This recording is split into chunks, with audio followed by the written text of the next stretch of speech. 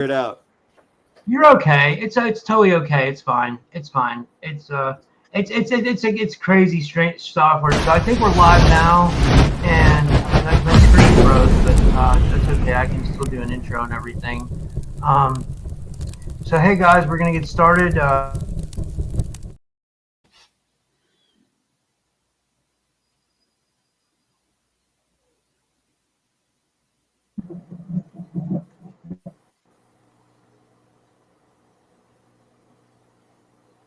Hey guys, well. Yes, I'm still here. I was just doing the intro. Hey guys, welcome back to another episode of the Typical Skeptic Podcast. I have another fascinating episode today. I have with me Ron Meyer and Mark Reeder, and in this mind-bending episode of the Typical Skeptic Podcast, I'll be diving deep with Ron Meyer and Mark Reeder, co-authors of Jesus Had a Near-Death Experience, a visionary novel that blends metaphysics, consciousness studies, and spiritual sci-fi into one provocative ride. From Yeshua's desert transformation and ancient mystery teachings to Prometheus Project's experiments with AI and near-death states, this conversation unpacks the soul's journey, nonlinear time, and the future fusion of spirit and machine. Topics explored will be near-death experiences, consciousness and the soul's transcendence, the ethics of elite-driven human evolution, quantum timelines and multidimensional experiences, spiritual grief, legacy and generational karma, remote viewing, parapsychology and mutant abilities, and AI convergence over the technology on. Whether you're a mystic, a futurist, or a seeker edge of science and spirit, this episode asks the ultimate question, what if the future wants to wake us up? And a little bit more about my guest. Ron Meyer is a peer-reviewed scientist, filmmaker, a metaphysical explorer. Ron brings a mystical lens to the cutting-edge topics like AI, Bigfoot, and near-death experiences. He's also co-authored Jesus Had a Near-Death Experience and Convergence, and is known for pushing the boundaries of human potential and cosmic inquiry. And Mark Reeder, he's a martial artist, storyteller, and survivor. With 40 years plus of martial arts discipline and a lifetime of philosophical insight, Mark's journey through love, loss, and transformation shines through his writing. Co-author of Jesus Had a Near-Death Experiences, his work explores the rhythm of consciousness through storytelling and movement. And you guys can get the book. It's by Hanger One Publishing. It's called If Jesus Had a Near-Death Experience. And I'd like to give them a big warm welcome to the show. Ron, Mark, thank you so much for coming on for the first time. How are you guys? Great to be here. And thanks for having us on. Yeah. I'm just gonna stop my camera because my face is frozen and it looks weird, but I'm still here. As long as you can hear me, that's all that matters. I don't know why we're having so many technical difficulties today. So, whoever wants to answer this, so what inspired you guys to write If Jesus Had a Near-Death Experience? What's the central message you want your readers to walk away with?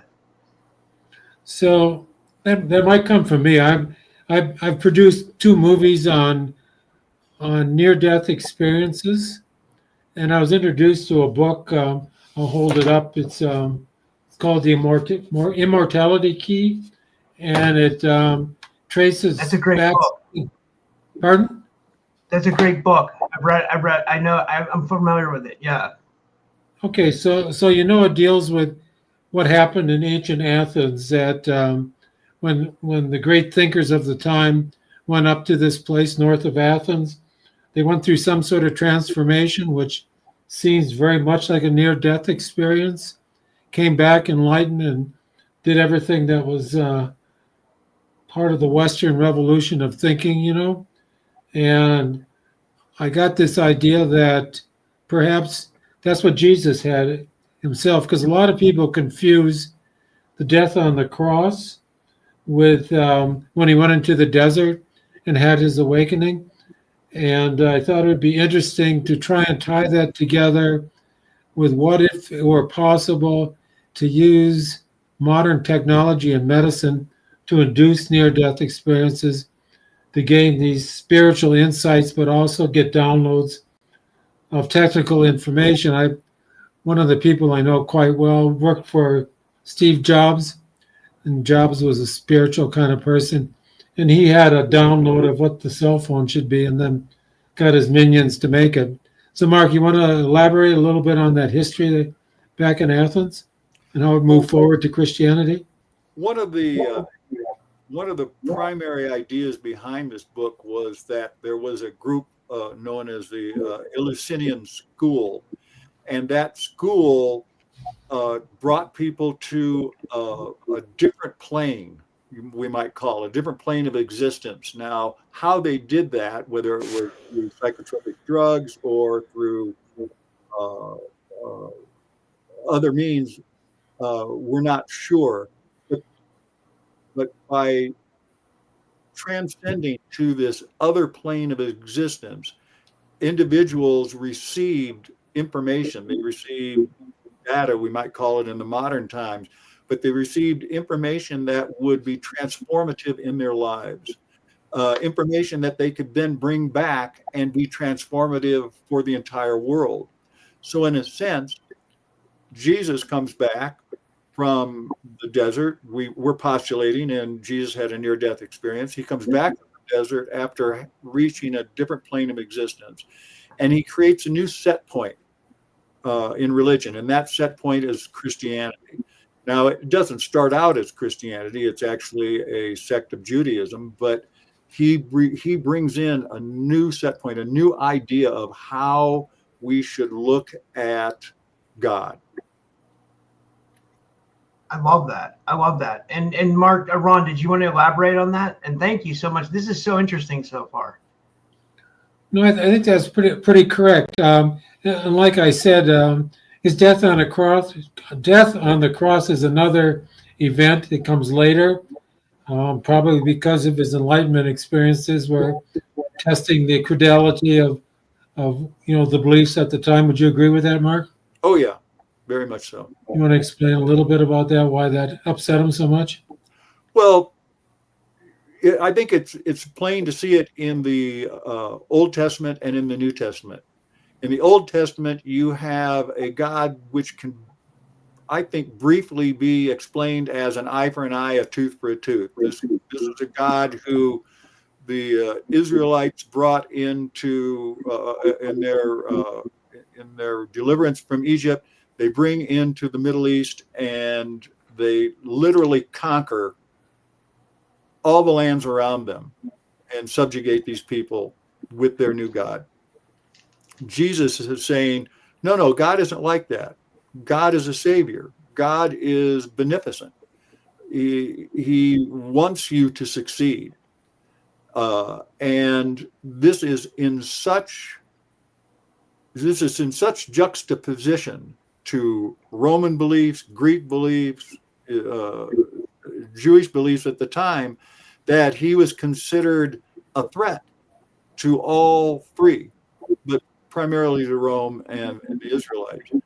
So with his death, things changed, but that's not where the real change happened. The real change happened in his journey in the desert. I have a question about the God of the Old Bible. Do you guys think that are you familiar with like the Gnostic Theory that that they feel like that there was a demiurge that was controlling this world, which was like a false god, but that wasn't like the creator source God?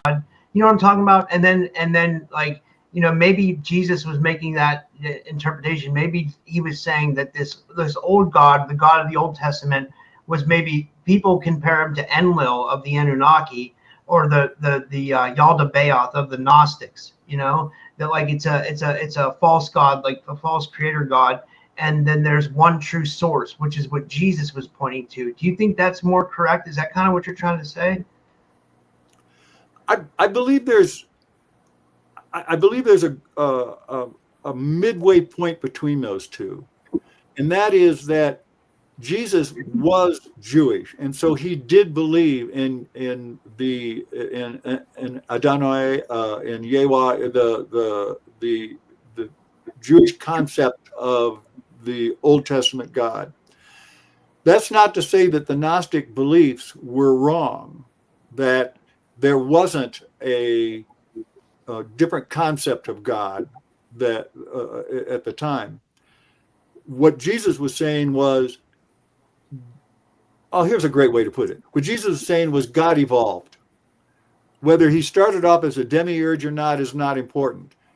what is important in Jesus' message is that God has evolved from a God of violence to a God of faith and benevolence. And part of his teaching was that you, Rob, and me, and Mark, and anybody else can have a direct experience of the truth of that. You don't need intermediaries. That's really important. And that's where the Gnostics also evolved. So at one point, the Gnostic Christians said, okay, we don't need an intermediary with God. We can all speak to God directly. We can all, in a sense, download God's ideas, God's will, God's benevolence, and share it with others.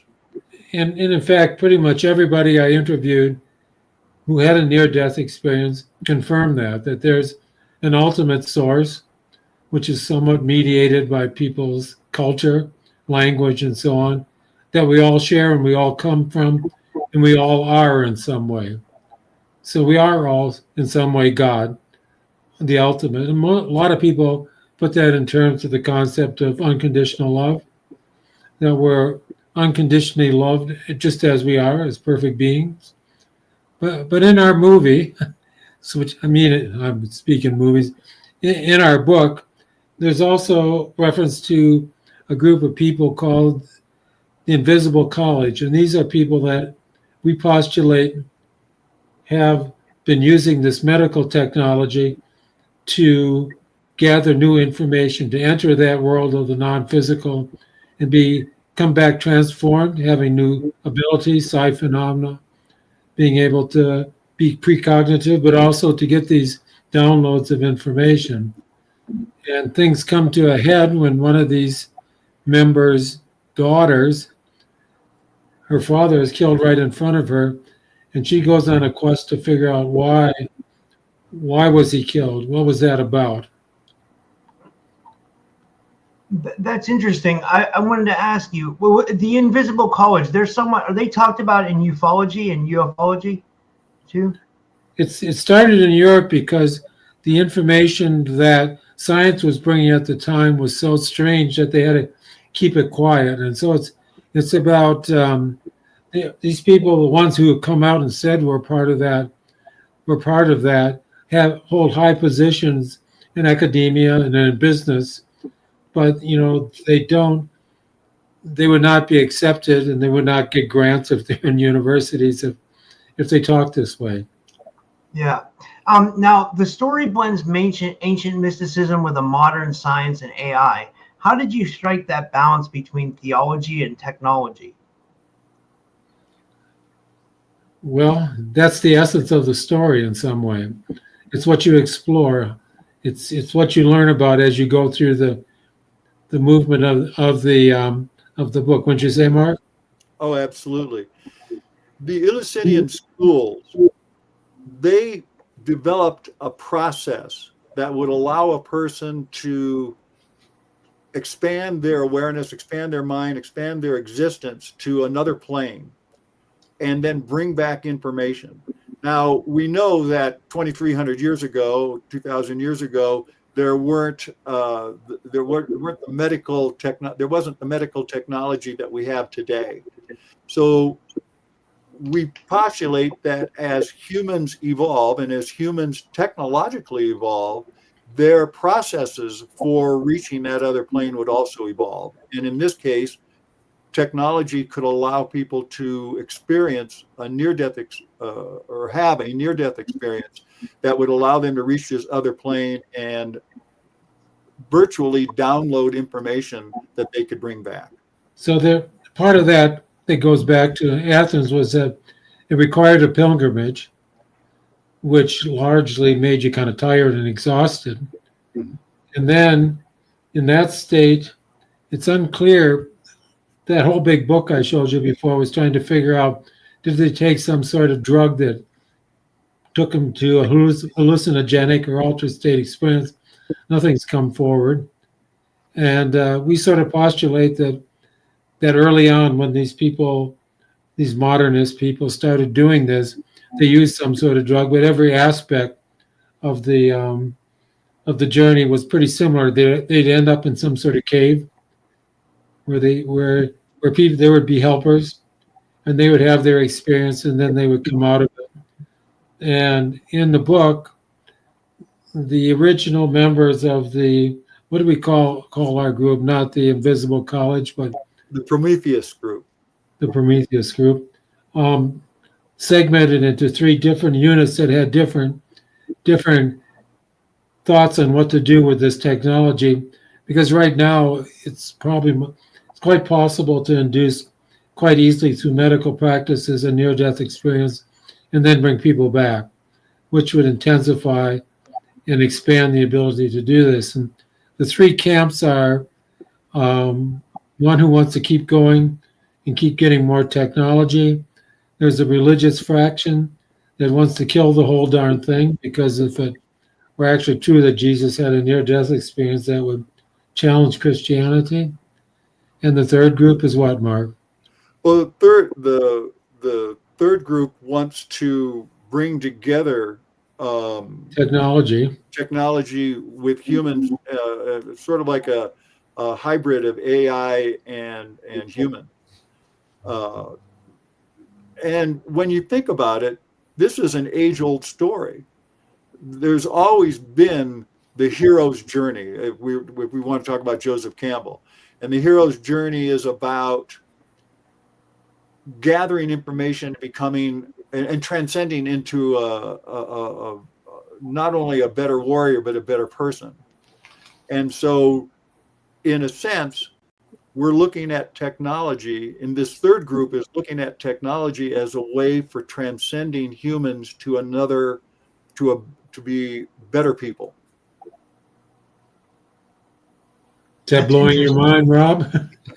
Yeah, it is. So this Prometheus project, it was an ancient way of inducing near-death experiences by the Greeks. Is that what you're saying? And are they doing that currently as well?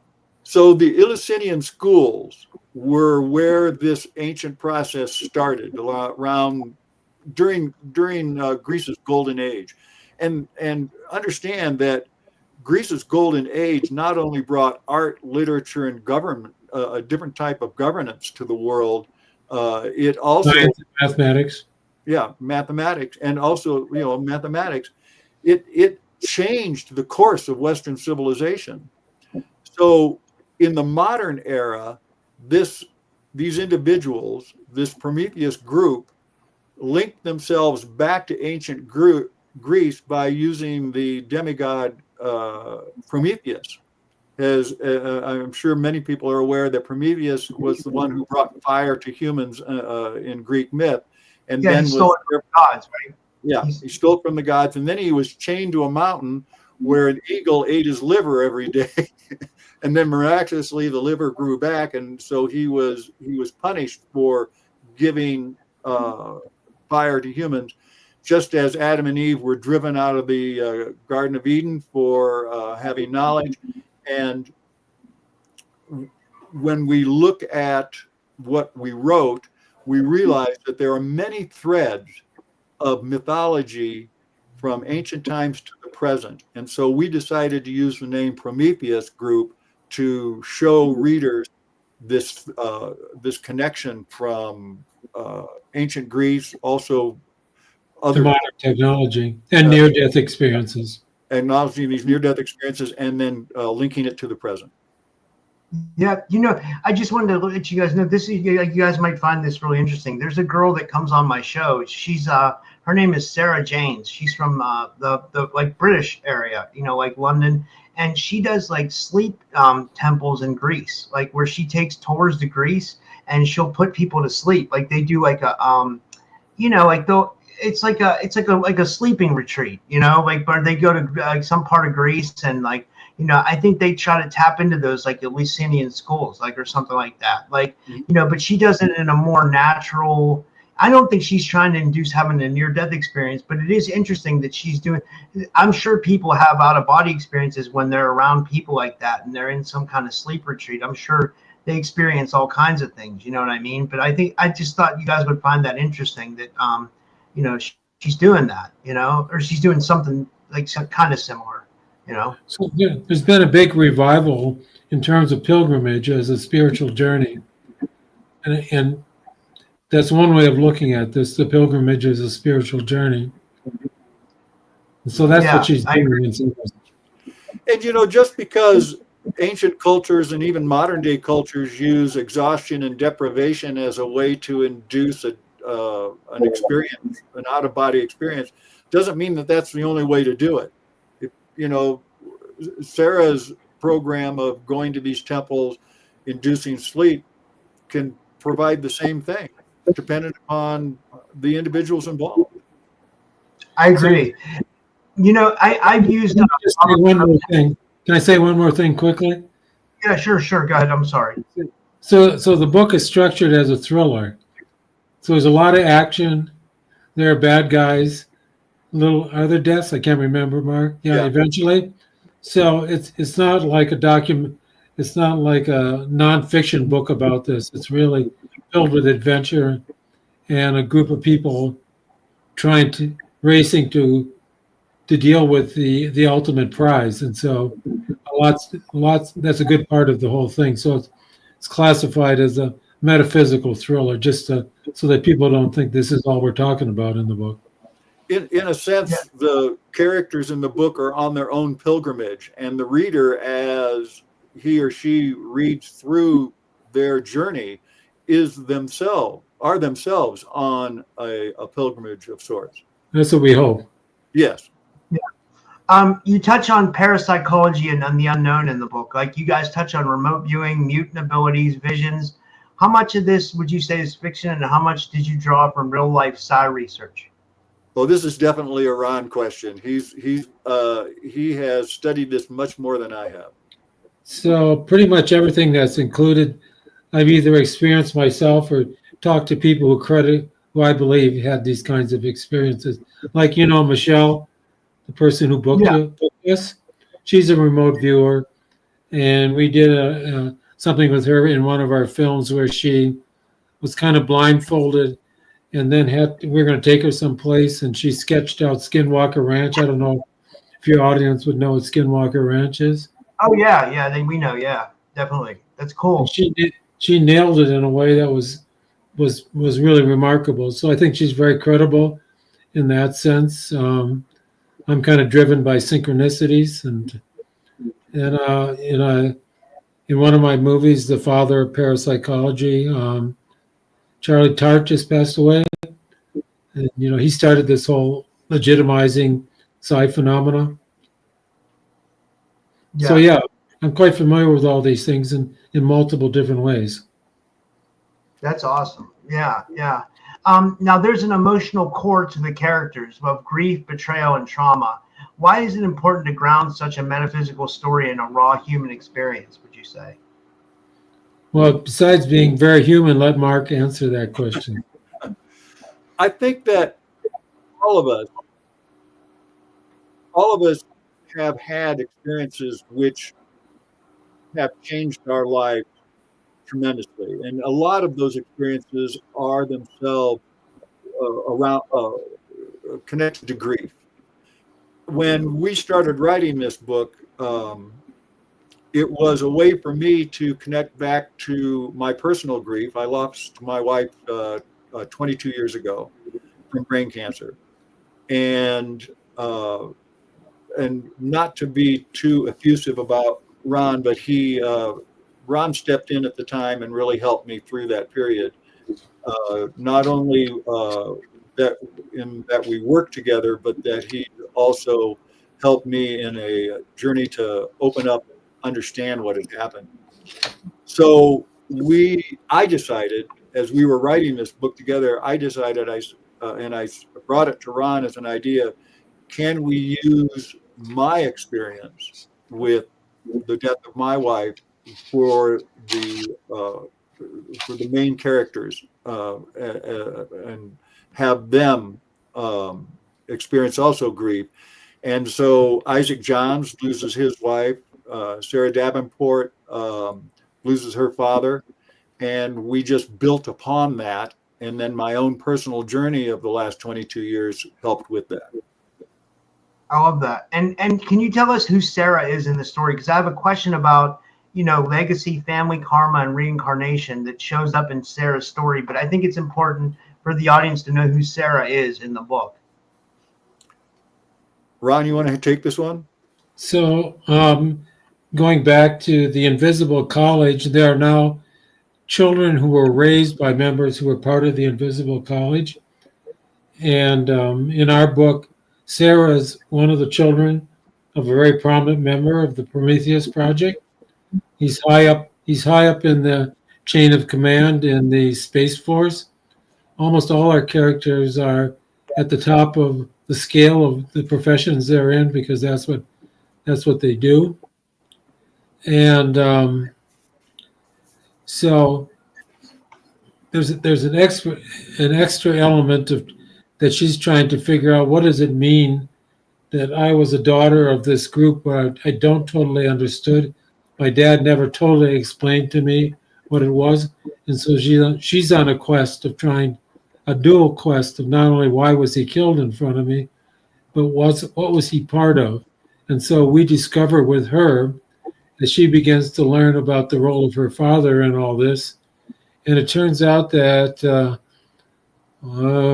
in a really bizarre way, she's connected to it too, which is revealed at the end, which has something to do with reincarnation, let's say. Just tease that into it. I love it. I got to get a copy of this book. It's amazing, and then you guys also play with time slips, nonlinear perception, and visions of the past and future. Do you believe these are just narrative tools, or do you believe that in some way in our world, time actually behaves in this way? So should I tell you about a profound one I had? I love it. That'd be awesome. It's not a belief for me. It's an experience. In this whole area, the idea of a lot of people have mystical experiences, near-death experiences, but experiences don't scale, whereas beliefs scale. Christianity scaled because it's a belief system, not an experience system. The Gnostics tried to turn it into an experience system. That didn't work because it's not scalable. Do you understand what I'm saying? Or not? Yes. Yeah, I know exactly what you mean. Yeah. So I lost my track. What was I? Oh, my own time slip. Yeah, you're talking about your own time slip. So, I'm a filmmaker, and I completed a film recently that's very successful on Bradshaw Ranch, which is the next Skinwalker Ranch. Yeah, that place is getting a lot of attention, right? It's there's also the Blind Frog Ranch too, which supposedly has healing abilities. But the Bradshaw Ranch, tell people about it, and then tell people about your story, if you don't mind, please. That'd be amazing. So Bradshaw Ranch is a place where it was originally an old original settlement by some, I don't know who was settling in that area, but eventually it was turned into this movie set for almost every Western that was ever made at a certain time. Elvis Presley was there, John Wayne. And when the last owners of the Bradshaws started having these weird experiences occur, it's outside Sedona, which is known for its metaphysical vortexes. A lot of people would know about that. These weird things started showing up, and through a variety of synchronicities, we decided that we should make a movie about what's going on there. And everything's going on there. There's tons of footprints. By the way, it's owned by us under the rube of investigating ecosystems, native ecosystems, and climate change, which is crazy because most of it's been modified by cows and horses and stuff like that. And there are reports of orbs. We were able to film and identify a portal where orbs came out. We all got kind of sick when we got in the spot of the portal. It was a extreme cold spot about like that. In the middle was a hot little plasma core. And then in one of our trail cams, all these orbs came pouring out. But on one of our nights we were going to go there, we had a local guy who was our guide, and he had gone there many, many times. And So actually, take one step back. Tom Dongo and the Bradshaw wife wrote a book about all these weird things and took the best pictures they could. So we called up Tom and said, what time should we get out there tonight? And he said 7:00. So we knew it took exactly a half hour to drive there. And we met our local guide at exactly 6:30 because I have it on my cell phone. And you should not get lost. You just go straight and everything works fine. But all of a sudden we found ourselves in kind of a weird kind of space situation where nothing seemed quite right. There were buildings, big buildings, like ranch houses that were weird to see. Like, what are these? And we practically drove off a cliff at one point. Wow. And it was like we all got kind of freaked out. We were all in one big SUV.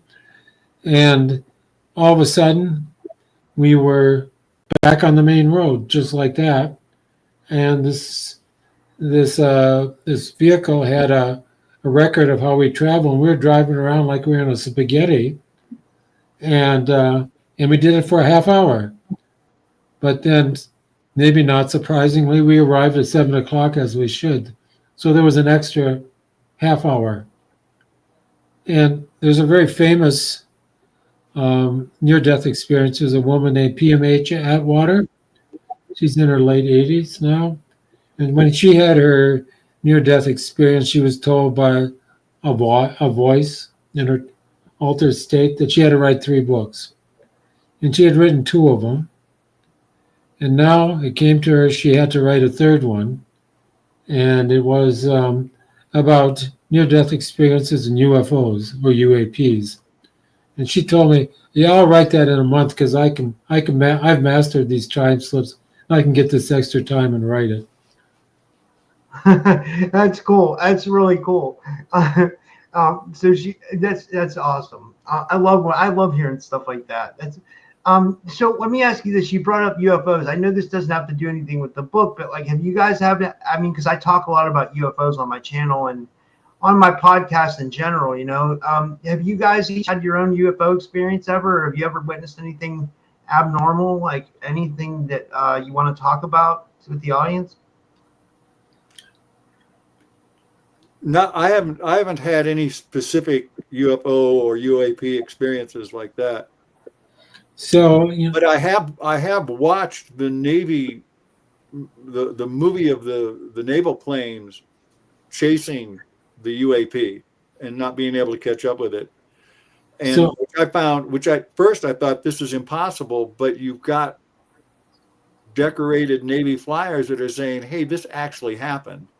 So it's hard to be skeptical of these individuals because they're trained for this kind of stuff.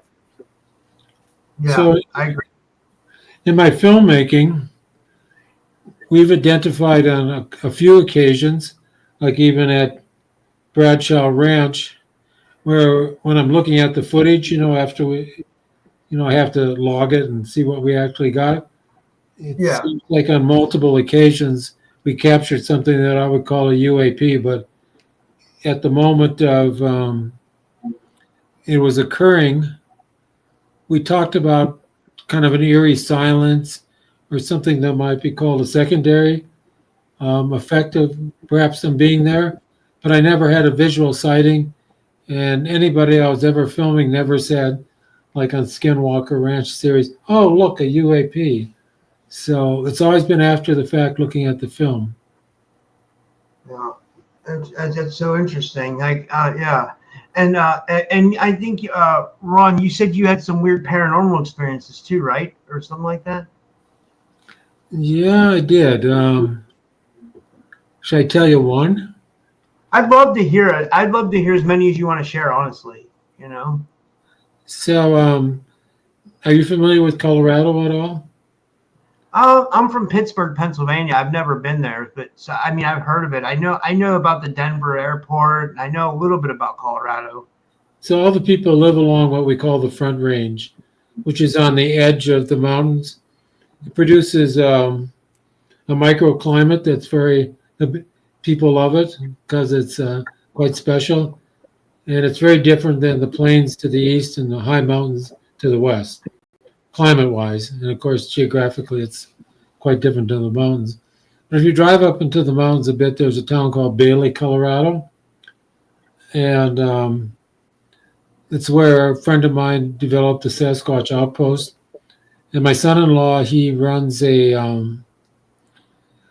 Bigfoot family weekend in July, and people come from all over and hang out and look for Bigfoot. But I started doing meditations there, and I was planning to do that, and I was cruising around, and this is one of the synchronicities that occur sometimes. There was a woman in the gift shop, and I gave her a DVD to give to the owner, and she said, "Oh, I had an abduction experience when I was a kid." And she said, "Can I tell you?" And I said, "Sure." She said, "Let her tell me." And then she said, "There's this special tree out front. It's called a prayer tree, like praying tree, not a fruit tree." And she said, "This is a place that was identified by the Indians that was special, and people would come and get little pieces of bark out of it." She showed me where that was as a kind of medicine. And I thought that was cool. And so when I finished doing the meditation with a group of about 40 people, I said, well, there's this prayer tree or sacred tree that if you come over and shut your eyes and be open and touch the tree, you might have some interesting experiences. And lo and behold, pretty much everybody did. One young teenager said, "I traveled out into space." And I said, "Oh, was that cool?" And she said, "No, I'd never want to do that again." So not everybody has the kind of experience they're hoping for. But at the end of it, my son-in-law and I said, well, let's try it. And I closed my eyes, and he closed his eyes, and we were both touching the tree. And when I opened them, there was a Bigfoot behind him. Not a hairy creature, but a shadow figure, larger than him. It was kind of reddish in color. And my brain was, having a little trouble making sense of that. And he was kind of oscillating in and out like on Star Trek on the transporter scenes. And finally I said, "Alan, there's a creature behind you." And he said, "Yeah, I know it." He walked up behind me. And it's about 1.5 feet taller than me. So that's my Bigfoot thing. That's fascinating. That really is. That's really cool. I'm enjoying talking to you guys. You guys are really interesting, and you guys go really deep with your book. I have a couple more questions. Going back to the book now. So Mark had a Thunderbird experience. No way. Are you serious, Yeah. Mark? Serious, very serious. I was with friends driving in a car up into the Cascade Mountains out of Seattle, and we were all kind of quiet at the time. Nothing special was going on. We were just going out on like a picnic. It was in the summer. And I looked up into this. I wasn't driving. I happened to be in the front passenger seat. And I looked up through the windshield, and let me back up just a bit. I had just been reading several books on Native American spirituality and religion, and had some knowledge of Thunderbirds and contraries and discussions about Iktomi the spider and things. And so this was not going through my head at the time, but I had some background. And I look up and I realize that I am seeing this giant Thunderbird. And they're supposed to, they really are supposed to bring you information. It could be information of any kind, but a lot of times it's about grief. At any rate, I'm looking at this and I'm looking up, and it's this huge Thunderbird. And I say to all of my friends, I say, "Do you see the Thunderbird up there?" And they all look up and they couldn't see it. They didn't, and I'm telling you guys, this thing is like the size of a giant eagle out of Tolkien. This thing is huge, and nobody can see it. Only me, I can see it. Later on, I'm living in Seattle, but in 1 year, I was in or saw 9 car accidents. I was sick for 9 months of the year, and my hair at that time turned white. When I left Seattle several years later, my hair turned back to its natural brown color, and I was very fortunate that I haven't had any car accidents since then. Wow, that's fascinating. That's a cool story. That's really, yeah. But like where I'm from in Pittsburgh, we have Stan Gordon. He's one of our legends here. He's been investigating UFOs and cryptids. He talks about the Thunderbird. Supposedly, we have a place called the Chestnut Ridge, which is up here in Pennsylvania. And, supposedly there's Bigfoot and Thunderbirds and all kinds of SH, up here, like, ghosts and all along that Chestnut Ridge, UFOs. And but Thunderbirds are very common, supposedly. I've never saw one, but, a lot of people do see them, so it's, that's fascinating to me. But sorry, go ahead. Well, I think there's something that we talk about a lot. Ron and I talk a lot about among ourselves, but also go into some of the novels that we write. And that is the whole paranormal experience. It's changing in the 21st century. 100 years ago, if a person had a paranormal experience, they were very reluctant to share it with anyone because you would literally be described as crazy. How can Bigfoot exist? How can Thunderbirds exist, for example? But in the 21st century, the experience of paranormal events has blossomed immensely. And it's not some sort of group psychology. It's individuals from around the world, whether you're talking about the Yeti in the Himalayas or you're talking about Bigfoot here, or you're talking about time slips, Thunderbirds.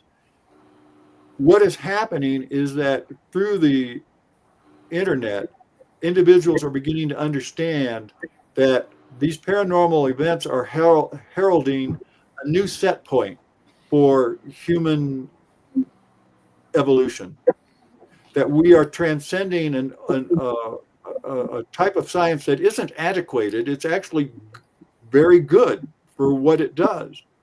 Without science, you don't have jumbo jets flying across the world. It's very good. But science and physics are beginning to change, and there's a sort of a paranormal physics that's developing as a result of people sharing their experiences.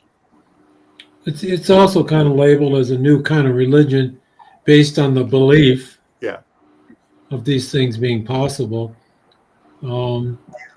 which again is becoming scalable because it's based on a belief. And you can join that group and believe that they're true without having the experience. But sometimes you get people who don't believe at all. You get people who are skeptical or atheistic or something, and they see something that blows their mind, and it can't be explained with belief. And then they get transformed. Sometimes unbelievable. Sometimes I got one more. Oh, sorry. I just want to get back to the book real quick because I wouldn't be doing you guys justice if I didn't talk about the book. I just want to ask you guys this about the book real quick because I don't have much time. But I wanted to ask you about the Techno-Spiritual. I probably butchered that, but it's a human soul encoded into AI, and I think this is a hot topic right now, and I think it's cool that you guys touch on this in your book. Can you guys talk about that real quick? And You're talking about the von Neumann replicators, that is the way that most people say that if alien life were to come here and interact with us, it would not be biological form, it would be a technological form representing their culture. I just have in my notes, it's a human soul encoded into AI. Yes. That's what we're talking about. And we don't want to give away the book's experience for other people by talking too directly about it. But there is, the book does look at what is one possible evolution for humans and technology in the 21st century. And that solution is a non-biological human agent that carries forth certain things that plague us, like self and other, zero-sum game, my gain is your loss, which these two things seem to be at the basis of most of the ills of humanity, playing out on the world stage right now in the Middle East and us, and and if it's the other, we can kill the other because we don't give a crap about them. Zero-sum game, you can look at it in the United States right now. Zero-sum game lets, if we take Medicaid and Medicare away from other people, then the rich or the more well-to-do people will have more. So this idea of self and other is prevalent in human society from the time we created fire. Well, it even goes back further than that to almost all biological evolution, where that plays out to some degree, because you're dealing in a world of not limit of very limited resources for which there's competition for. So one of the only solutions for that is to get rid of our biological imperatives that require that we be that way. Our group against your group.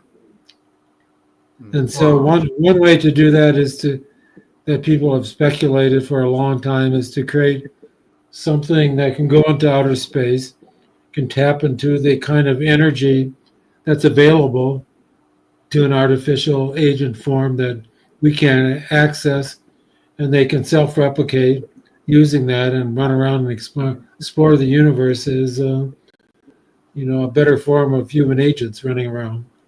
And that was always the way that most people, scientists, would say that's what we expect to show up on our doorstep someday. Not a biological form at all, but something technological like that. Wow, that's amazing.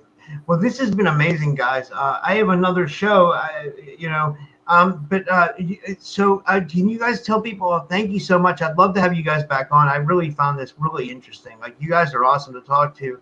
Can you guys tell people how to get the book and anything else you'd like to promote? And thank you so much. This was awesome. Well, so it's available both on Amazon and Barnes & Noble quite easily, either in paperback or digital form. And here's what the cover looks like. Wow, that looks great. And it's available through Hanger Publishing. But for most people, either those book platforms is probably the easiest way and the safest way. I'm not saying that Hanger would teach you or anything. Yeah, that's awesome. Well, thank you so much again. And again, I'd love to have you guys back. This was an amazing conversation. I'd love to have you guys back to talk about whatever. This was really interesting. So thank you so much. And I look forward to speaking to you again. Well, thank you for having us on. You're a good host. Yep. All right. Take care, guys. Have a good night. Yeah, same to you.